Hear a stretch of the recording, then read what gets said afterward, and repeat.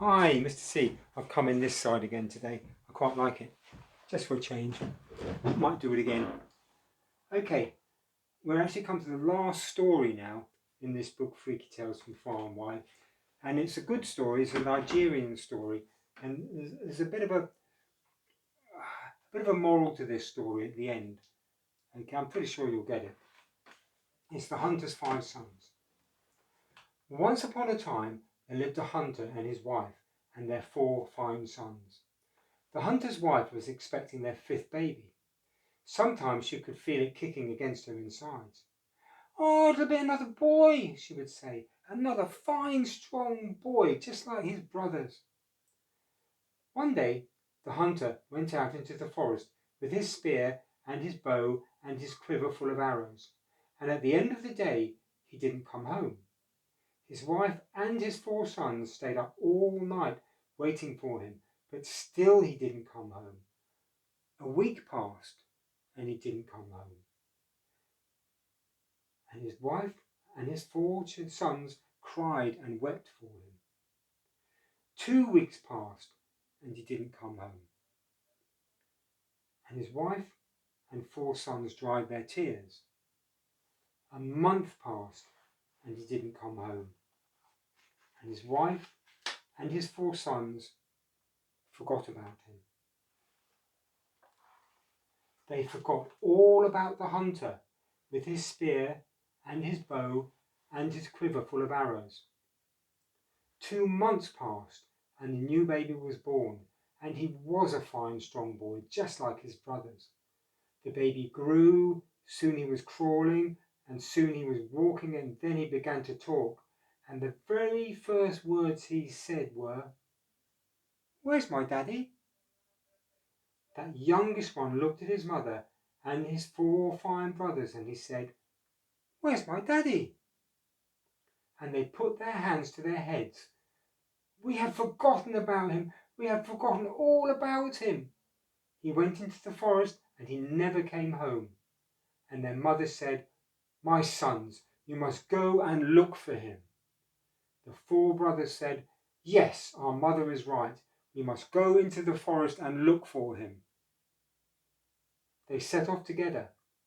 First, they found a spear lying on the ground, and then they found a bow and a quiver full of arrows, and then they found the hunter's white bones scattered across the forest floor. The first brother said, "Ha! It's a lucky thing that I have the power to bring the bones together," and he blew on the scattered bones, and they jumped and rattled and locked together into the shape of a skeleton. The second brother said, "It's a lucky thing that I have the power to put flesh and skin onto the bones," and he blew onto the skeleton, and flesh and skin came and covered the bones, and there was the hunter lying on the ground. The third brother said, "It's a lucky thing that I have the power to put life into the body," and he blew, and the hunter's heart began to beat and his body to breathe as though he was sleeping. And the fourth brother said, "It's a lucky thing that I have the power to put movement into the body," and he breathed onto the hunter, and the hunter sat up and looked about him. "Where have I been?" he asked, and his sons answered, "Once you were dead, and now you're alive." And the hunter nodded and smiled at his sons, and he picked up his spear and his bow and his quiver full of arrows, and he made his way home. His sons followed him. His wife was happy to see him. She threw her arms around his neck and kissed him. "You had been away for so long that we had forgotten you," she said. The hunter nodded and smiled, and he sat down by the fire. He picked up a knife and a lump of hard black ebony wood, and he began to carve. He carved quietly, and his sons sat and watched him. He carved all night. He carved for a week. He carved for a month. It was beautiful. It was the most beautiful carving they had seen in their lives. All the animals and birds of the forest were in it, all the trees and flowers. For 2 months he carved. Then he rubbed oil into the wood, and polished it with a piece of cloth. He looked at his family. "This is for the one that saved my life," he said. And his wife said, "Well, then it is mine. I sent them out to the forest to search for you."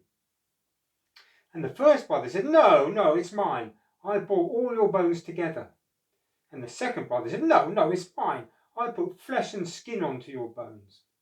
And the third brother said, "No, it is mine. I gave you life."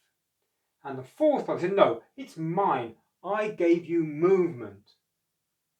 The hunter looked at them all and smiled and shook his head. "No," he said, "it is for the little one, my youngest son. He was the one who remembered me, and as long as a person is remembered by someone, he is not altogether dead." And he lifted the fifth son onto his knee and kissed his head and pressed the beautiful carving of hard black ebony wood into his little hands. The end. Great story. Well done, we've read them all, and I hope you enjoyed that book.